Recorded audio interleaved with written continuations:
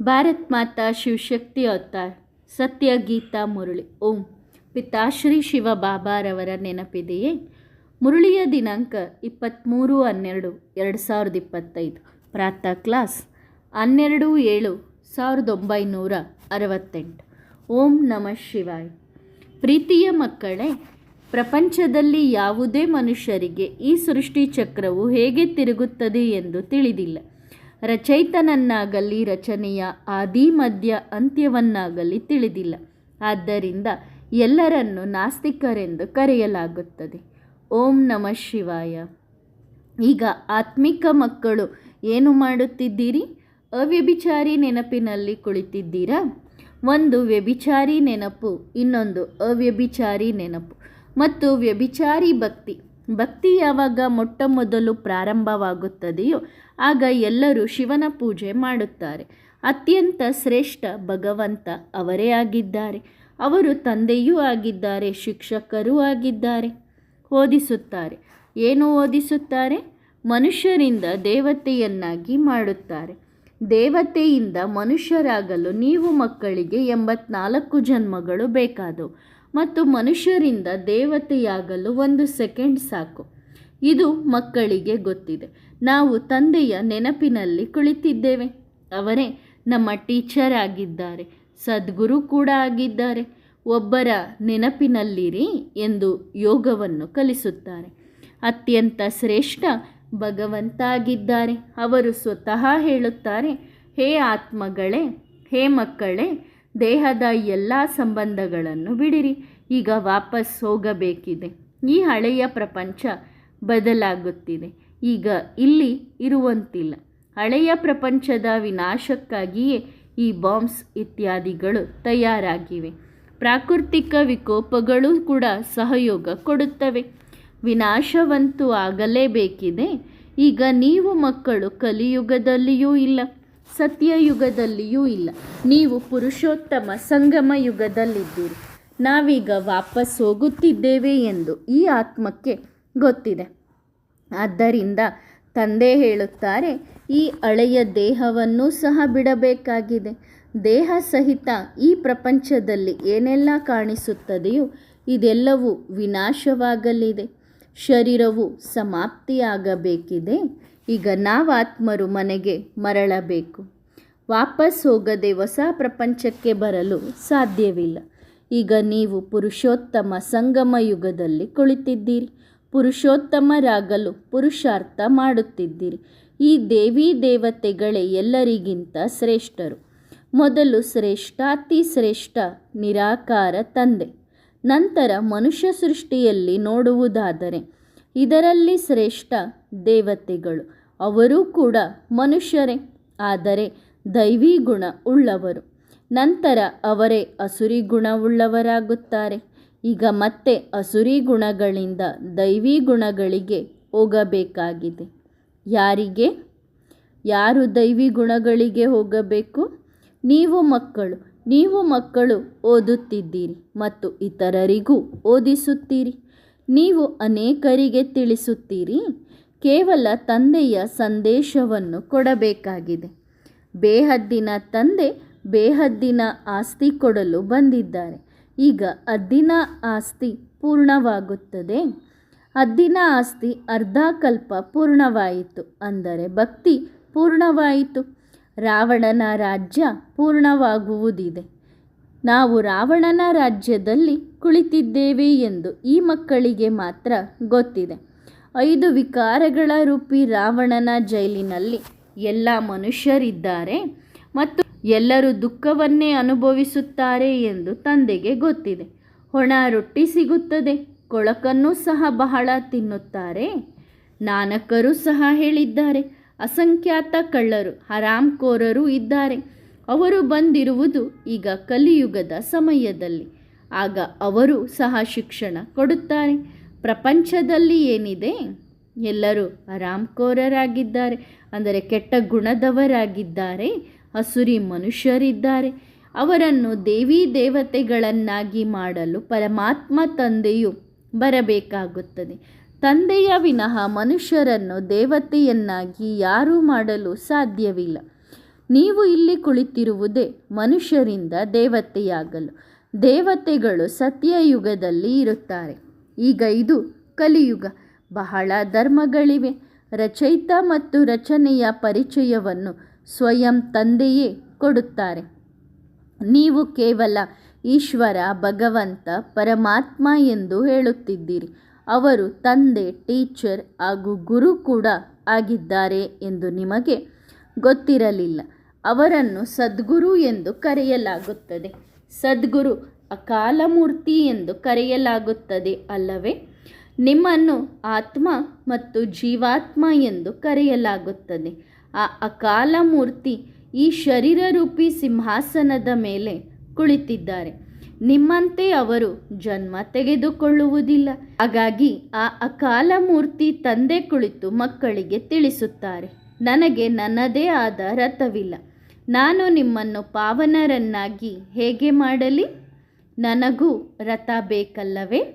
ಅಕಾಲಮೂರ್ತಿಗೂ ಈ ಸಿಂಹಾಸನ ಬೇಕು. ಅಕಾಲ ಸಿಂಹಾಸನ ಮನುಷ್ಯರದ್ದೇ ಆಗಿರುತ್ತದೆ, ಬೇರೆ ಯಾರದ್ದೂ ಅಲ್ಲ. ನೀವು ಪ್ರತಿಯೊಬ್ಬ ಮಗುವಿಗೂ ಸಿಂಹಾಸನ ಇದೆ. ಅಕಾಲಮೂರ್ತಿ ಆತ್ಮ ಇಲ್ಲಿ ವಿರಾಜಮಾನವಾಗಿದೆ. ಅವರು ಇವರೆಲ್ಲರ ತಂದೆ. ನಿಮ್ಮನ್ನು ಅಕಾಲಮೂರ್ತಿ ಎಂದು ಕರೆಯಲಾಗುತ್ತದೆ. ಅವರು ಪುನರ್ಜನ್ಮದಲ್ಲಿ ಬರುವುದಿಲ್ಲ. ನೀವಾತ್ಮರು ಪುನರ್ಜನ್ಮದಲ್ಲಿ ಬರುತ್ತೀರಿ. ನಾನು ಕಲ್ಪದ ಸಂಗಮ ಯುಗದಲ್ಲಿ ಮಾತ್ರ ಬರುತ್ತೇನೆ ಎಂದು ಅವರು ಹೇಳುತ್ತಾರೆ. ಅಂದರೆ ಯಾವಾಗ ಭಕ್ತಿ ಮಾರ್ಗದ ರಾತ್ರಿ ಪೂರ್ಣವಾಗುತ್ತದೆಯೋ ಆಗ ಭಕ್ತಿಯನ್ನು ರಾತ್ರಿ, ಜ್ಞಾನವನ್ನು ಹಗಲು ಎಂದು ಕರೆಯಲಾಗುತ್ತದೆ. ಇದನ್ನು ಪಕ್ಕಾ ನೆನಪಿಟ್ಟುಕೊಳ್ಳಿ. ಮುಖ್ಯವಾಗಿರುವುದೇ 2 ಮಾತು. ಆಲ್ಫ್ ತಂದೆ, ಬೇ ಬಾದಶಾಹಿ. ತಂದೆ ಬಂದು ಬಾದಶಾಹಿ ರಾಜ್ಯ ಪದವಿಯನ್ನು ಕೊಡುತ್ತಾರೆ ಮತ್ತು ಬಾದಶಾಹಿಗಾಗಿ ರಾಜ್ಯ ಪದವಿಗಾಗಿ ಓದಿಸುತ್ತಾರೆ. ಆದ್ದರಿಂದ ಇದನ್ನು ಪಾಠಶಾಲೆ ಎಂದು ಕರೆಯಲಾಗುತ್ತದೆ. ಭಗವಂತನ ವಾಕ್ಯವಿದೆ, ಒಂದು ವೇಳೆ ಕೃಷ್ಣ ಬುದ್ಧಿಯಲ್ಲಿ ಬಂದರೆ ಅವನಂತೂ ಭಗವಂತನಲ್ಲ. ಅವನೂ ಕೂಡ ಅಂದರೆ ಕೃಷ್ಣನೂ ಸಹ ಸಾಕಾರಿ ಮನುಷ್ಯ. ಭಗವಂತ ಒಬ್ಬರೇ ನಿರಾಕಾರ ಆಗಿದ್ದಾರೆ. ಅವರದ್ದು ಪಾತ್ರ ಇರಬೇಕಲ್ಲವೇ? ಬ್ರಹ್ಮ, ವಿಷ್ಣು, ಶಂಕರರಿಗೂ ಶರೀರವನ್ನು ಕೊಟ್ಟಿದ್ದಾರೆ. ಅಕಾಲಮೂರ್ತಿ ಶಿವನಿಗೆ ಶರೀರವಿಲ್ಲ, ಆದರೆ ಅವರ ಪಾತ್ರ ಕೂಡ ಇರಬೇಕಲ್ಲವೇ? ತ್ರಿಮೂರ್ತಿಯ ಚಿತ್ರಗಳನ್ನು ಮಾಡುತ್ತಾರೆ.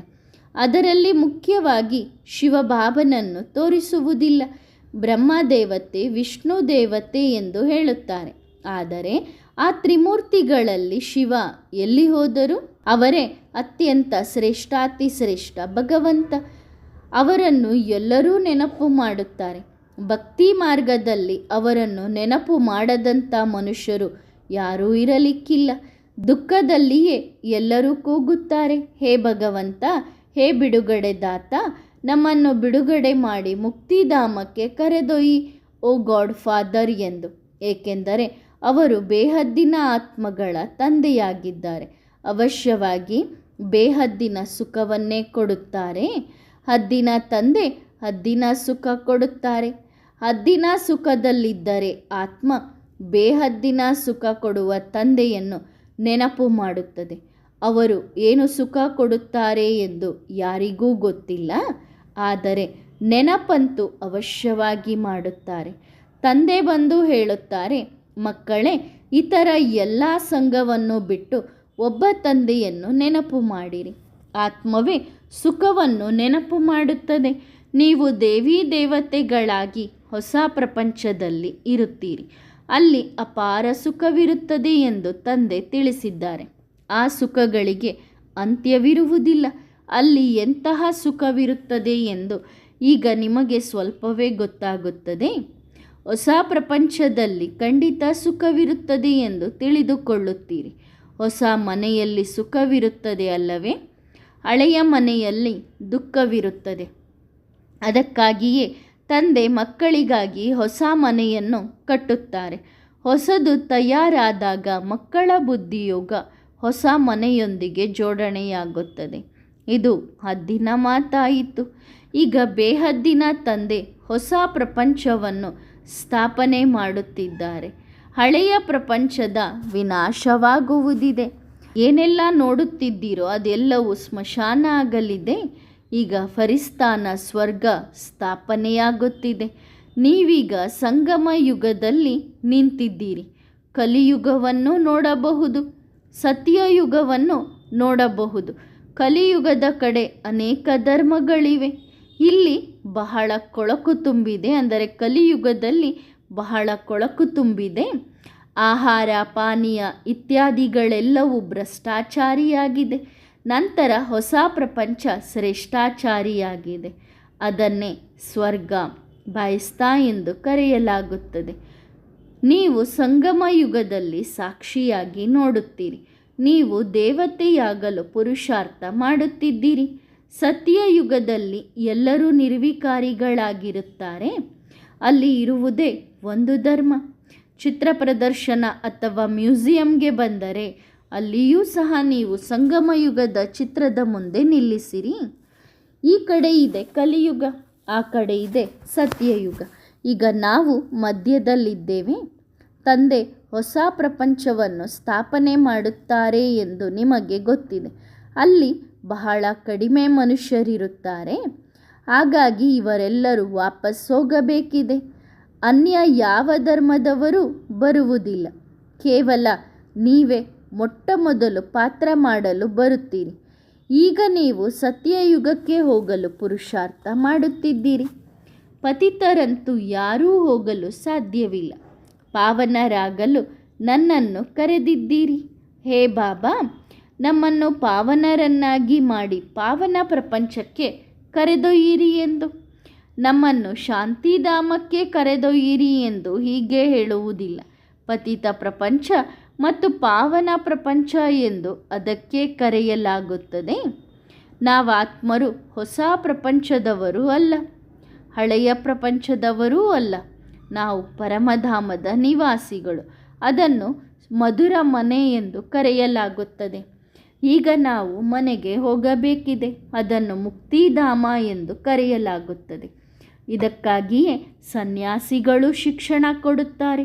ಅವರು ಸುಖಧಾಮದ ಜ್ಞಾನ ಕೊಡಲು ಸಾಧ್ಯವಿಲ್ಲ. ಮುಕ್ತಿಧಾಮ ಆಗಿರುತ್ತದೆ. ಅವರು ಸಾಧನೆ ಮಾಡುತ್ತಿರುವುದೇ ಮುಕ್ತಿಧಾಮಕ್ಕೆ ಹೋಗುವುದಕ್ಕಾಗಿ. ಹಾಗಾಗಿ ಜೀವನ್ಮುಕ್ತಿಯ ಜ್ಞಾನ ಕೊಡಲು ಸಾಧ್ಯವಿಲ್ಲ. ಅದು ನಿವೃತ್ತಿ ಮಾರ್ಗ. ಯಾವ ಯಾವ ಧರ್ಮದವರು ಯಾವಾಗ ಬರುತ್ತಾರೆ ಎಂದು ನೀವು ಮಕ್ಕಳಿಗೆ ತಿಳಿಸಲಾಗಿದೆ.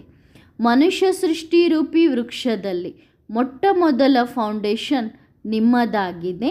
ಬೀಜವನ್ನು ವೃಕ್ಷಪತಿ ಎಂದು ಕರೆಯಲಾಗುತ್ತದೆ. ಬೀಜದ ಒಂದು ಕಾಳನ್ನು ಬಿತ್ತಲಾಗುತ್ತದೆ. ನಂತರ ಅದರಿಂದ ಎಷ್ಟೊಂದು ವೃದ್ಧಿಯಾಗುತ್ತದೆ.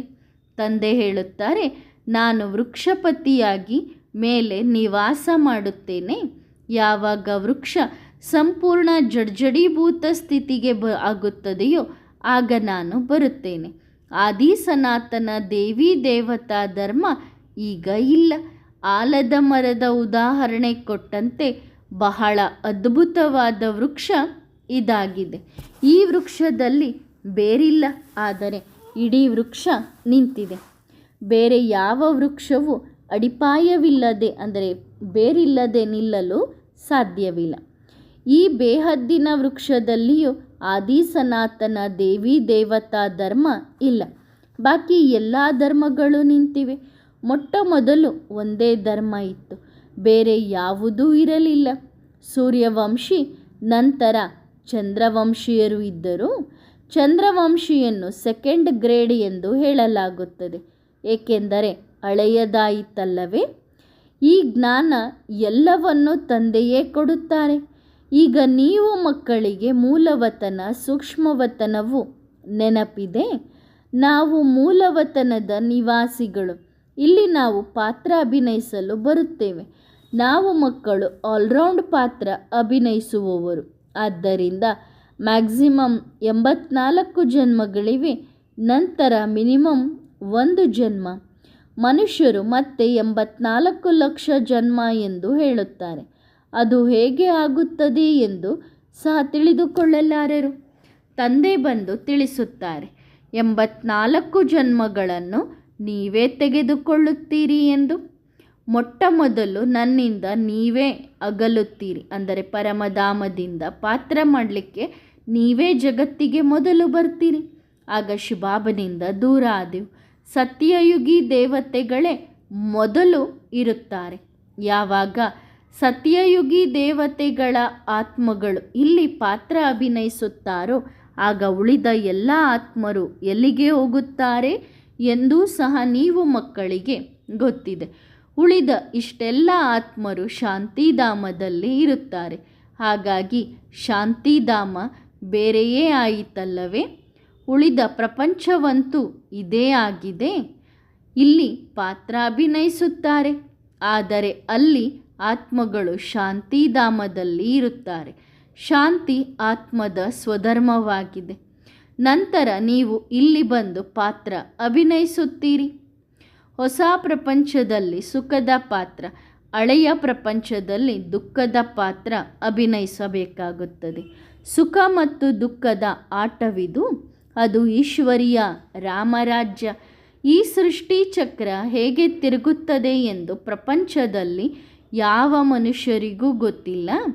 ರಚಯಿತನನ್ನಾಗಲಿ ರಚನೆಯ ಆದಿ ಮಧ್ಯ ಅಂತ್ಯವನ್ನಾಗಲಿ ಯಾರೂ ತಿಳಿದಿಲ್ಲ.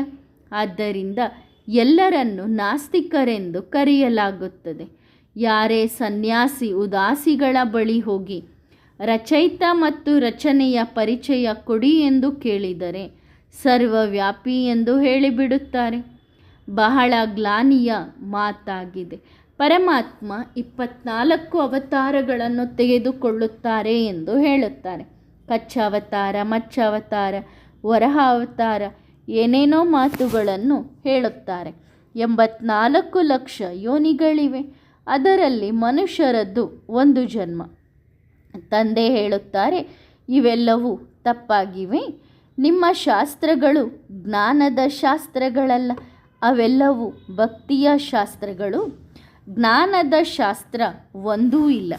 ಗೀತೆ ಎಂದು ಹೇಳಿದರು, ಅದರಲ್ಲಿ ಜ್ಞಾನವಿಲ್ಲ. ಅದು ಸಹ ಭಕ್ತಿಯ ಶಾಸ್ತ್ರ. ಒಂದು ವೇಳೆ ಅದರಲ್ಲಿ ಜ್ಞಾನವಿದ್ದಿದ್ದರೆ ನೀವು ಅದನ್ನು ಓದುತ್ತಾ ಓದುತ್ತಾ ಸದ್ಗತಿಯನ್ನು ಪಡೆಯುತ್ತಿದ್ದೀರಿ. ಜ್ಞಾನಸಾಗರ ಒಬ್ಬ ತಂದೆಗೆ ಮಾತ್ರ ಕರೆಯಲಾಗುತ್ತದೆ. ಬೇರೆ ಯಾರಿಗೂ ಸದ್ಗತಿಯ ಜ್ಞಾನ ಇಲ್ಲ. ರಚಯಿತ ಮತ್ತು ರಚನೆಯ ಆದಿ ಮಧ್ಯ ಅಂತ್ಯದ ಜ್ಞಾನ ಯಾವ ಶಾಸ್ತ್ರ ಇತ್ಯಾದಿಗಳಲ್ಲಿಯೂ ಇಲ್ಲ. ನಾನು ನಿಮಗೆ ಹೇಳುತ್ತೇನೆ, ನಂತರ ಇದು ಪ್ರಾಯಲೋಪವಾಗುತ್ತದೆ. ಸತ್ಯಯುಗದಲ್ಲಿ ಇದು ಇರುವುದಿಲ್ಲ. ಅದು ಯಾರ ಬಳಿ ಎಲ್ಲಿಂದ ಬಂತು? ಭಾರತದ ಪ್ರಾಚೀನ ರಾಜಯೋಗ ಇದಾಗಿದೆ. ಅದರ ಪುಸ್ತಕ ಯಾವುದೂ ಇಲ್ಲ. ಗುರಿ ಉದ್ದೇಶ ಏನೂ ಇಲ್ಲ.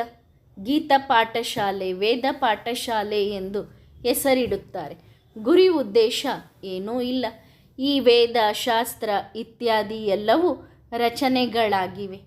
ಗೀತೆಯ ರಚನೆಯಿಂದ ಆಸ್ತಿ ಸಿಗಲು ಸಾಧ್ಯವಿಲ್ಲ. ಆಸ್ತಿ ಸಿಗುವುದು ರಚಯಿತ ತಂದೆಯಿಂದ. ಪ್ರತಿಯೊಬ್ಬ ಮನುಷ್ಯನು ರಚಯಿತ ಆಗಿದ್ದಾನೆ. ಮಕ್ಕಳನ್ನು ರಚಿಸುತ್ತಾನೆ. ಅವರು ಹದ್ದಿನ ಬ್ರಹ್ಮ, ಇವರು ಬೇಹದ್ದಿನ ಬ್ರಹ್ಮ.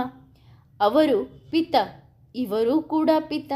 ಅವರು ನಿರಾಕಾರ ಆತ್ಮಗಳ ಪಿತ. ಇವರು ಲೌಕಿಕ ಪಿತ, ಇವರು ಪ್ರಜಾಪಿತ. ಪ್ರಜಾಪಿತ ಯಾವಾಗ ಬರಬೇಕು? ಸಂಗಮ ಯುಗದಲ್ಲಿ ಬರಬೇಕೇ? ಅಲ್ಲ, ಪುರುಷೋತ್ತಮ ಸಂಗಮ ಯುಗದಲ್ಲಿ ಬರಬೇಕು. ಸಂಗಮ ಯುಗ ಯಾವಾಗ ಬರುತ್ತದೆ ಎಂದು ಮನುಷ್ಯರಿಗೆ ಗೊತ್ತಿಲ್ಲ. ಅವರು ಸತ್ಯಯುಗ, ಕಲಿಯುಗ ಇತ್ಯಾದಿಗಳಿಗೆ ಲಕ್ಷಾಂತರ ವರ್ಷಗಳನ್ನು ಕೊಟ್ಟಿದ್ದಾರೆ. ತಂದೆ ತಿಳಿಸುತ್ತಾರೆ, 1250 ವರ್ಷಗಳಿಗೆ ಒಂದು ಯುಗವಿರುತ್ತದೆ. ಸ್ವಾಸ್ತಿಕ್ ಇರುತ್ತದೆ ಅಲ್ಲವೇ? ಎಲ್ಲ ಯುಗಗಳ ಆಯುಷು ಸಮಾನವಾಗಿರುತ್ತದೆ. 84 ಜನ್ಮಗಳ ಲೆಕ್ಕಾಚಾರವು ಬೇಕಲ್ಲವೇ? ನಾವು ಹೇಗೆ ಕೆಳಗೆ ಇಳಿಯುತ್ತೇವೆ? ಏಣಿಯ ಲೆಕ್ಕಾಚಾರವೂ ಬೇಕಲ್ಲವೇ?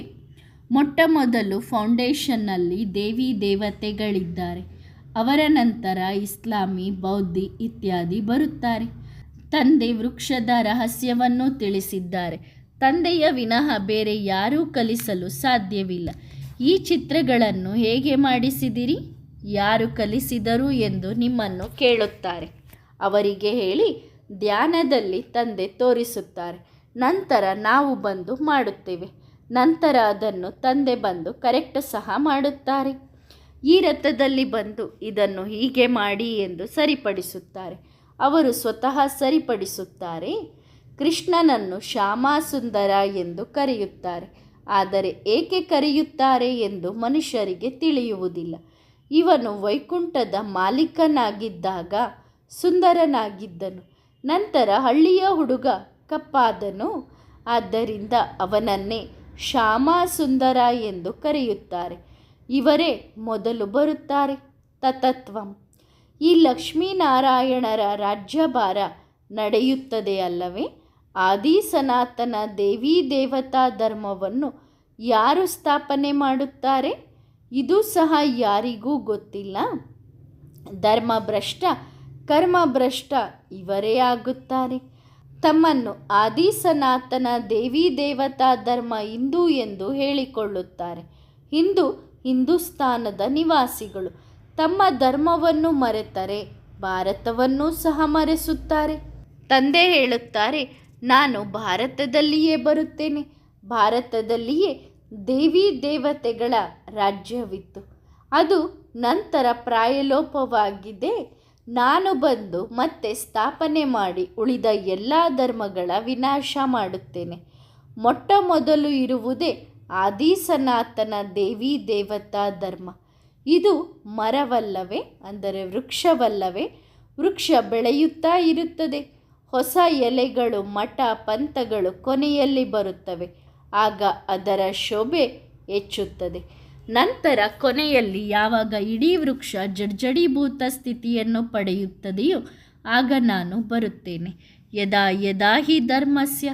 ಆತ್ಮ ತನ್ನನ್ನು ತಾನು ತಿಳಿದುಕೊಂಡಿಲ್ಲವೆಂದರೆ ತಂದೆಯನ್ನು ತಿಳಿದುಕೊಂಡಿಲ್ಲ. ತಮಗೆ ತಾವೇ ನಿಂದನೆ ಮಾಡಿಕೊಳ್ಳುತ್ತಾರೆ. ಹಾಗೆ ತಂದೆಗೂ ಬೈಗುಳಗಳನ್ನು ನಿಂದನೆಯನ್ನು ಮಾಡುತ್ತಾರೆ. ಹಾಗಾಗಿ ದೇವತೆಗಳಿಗೂ ಬೈಯುತ್ತಿರುತ್ತಾರೆ. ತಮೋಪ್ರಧಾನ ಅಜ್ಞಾನಿಗಳಾದಾಗ ನಾನು ಬರುತ್ತೇನೆ ಎಂದು ತಂದೆ ಹೇಳುತ್ತಾರೆ. ಇದೊಂದು ಆಟವಾಗಿದೆ. ಇದನ್ನು ತಂದೆಯೇ ತಿಳಿಸುತ್ತಾರೆ. ಒಳ್ಳೆಯದು. ಆತ್ಮಿಕ ಮಕ್ಕಳಿಗೆ ನೆನಪು ಪ್ರೀತಿಗಳು. ಗುಡ್ ಮಾರ್ನಿಂಗ್ ಮತ್ತು ನಮಸ್ತೆ. ವರದಾನ: ಎವರ್ ರೆಡಿ ಭವ. ಅಂತಿಮ ಸಂಪೂರ್ಣ ಸ್ಟೇಜ್ ಮಾಸ್ಟರ್ ಸರ್ವಶಕ್ತಿವಾನ್ ಆಗಿದೆ. ಮಾಸ್ಟರ್ ನಾಲೆಡ್ಜ್ಫುಲ್ ಸ್ಥಿತಿ ಪ್ರಾಕ್ಟಿಕಲ್ ರೂಪದಲ್ಲಿ ಇರಲಿ. ಯಾವ ಡೈರೆಕ್ಷನ್ಸ್ ಸಿಗುತ್ತದೆಯೋ ಅದರಂತೆ ಅದೇ ಗಳಿಗೆಯಲ್ಲಿ ಆ ಸ್ಥಿತಿಯಲ್ಲಿ ಸ್ಥಿತರಾಗುವುದು. ಫುಲ್ ಸ್ಟಾಪ್ ಹಾಕುವ ಸರ್ವಶ್ರೇಷ್ಠ ಸಾಧನ ಇದೇ ಆಗಿದೆ. ಆದ್ದರಿಂದ ಅಭ್ಯಾಸ ಮಾಡಿರಿ. ಒಳ್ಳೆಯದು. ಓಂ ನಮಃ ಶಿವಾಯ.